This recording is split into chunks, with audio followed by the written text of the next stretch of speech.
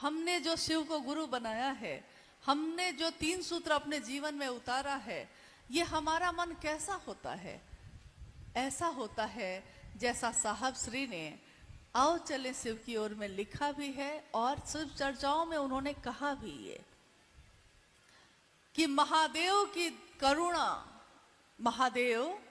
महादेव के द्वारा सतत प्रवाहित करुणा जब शिष्य भाव से मिलती है, महादेव के द्वारा सतत प्रवाहित करुणा जब व्यक्ति के शिष्य भाव से मिलती है तो क्या होता है? तो वो उसके मन में चिन्मयी उद्वेलन पैदा करती है। हम जो ये कहते हैं ना कि पहले सूत्र में हम बार बार ये क्यों कहते हैं, हे शिव आप मेरे गुरु हैं, मैं आपका शिष्य हूं, मुझ शिष्य पर दया करिए, हम ये क्यों कहते हैं? मुझ शिष्य पर दया करिए ये क्यों कहते हैं? क्योंकि गुरु का भाव तो है ही, लेकिन जैसे ही हमारे दिल में, हमारे मन में ये भाव शिष्य का प्रकट होता है, विचार प्रकट होता है, प्रेम प्रकट होता है, तो ये क्या होता है? ये शिष्य भाव गुरु भाव से मिलता है।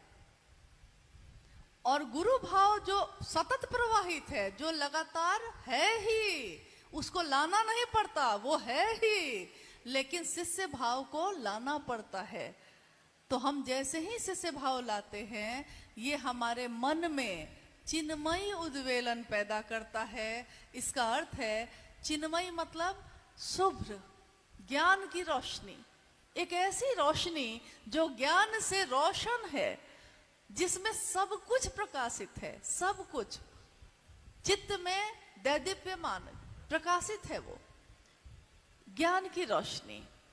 उद्वेलन मतलब आपने देखा होगा कि जैसे कुआं अगर है, पानी से भरा हुआ है, या तालाब है, तालाब होगा इधर, तालाब में आप जब जाइए तो अगर वो तालाब का पानी शांत है और आप उसके किनारे बैठ के उसको देख रहे हैं, शांत है, पानी में कोई हलचल नहीं, पानी की अपनी एक तरंग है, चल रही है, लेकिन आपने बगल से एक पत्थर उठाया है और उस पत्थर को उस शांत पानी में फेंका है, क्या होता है? जैसे ही वो पत्थर पानी में फेंका जाता है, उसमें एक ऐसे देखिएगा कि गोलाई में एक तरंग पैदा होती है। उद्वेलन का अर्थ यही हुआ कि हमारे मन में जो जगत के लिए तरंग है, लेकिन शिव के लिए नहीं है, महादेव के लिए नहीं है,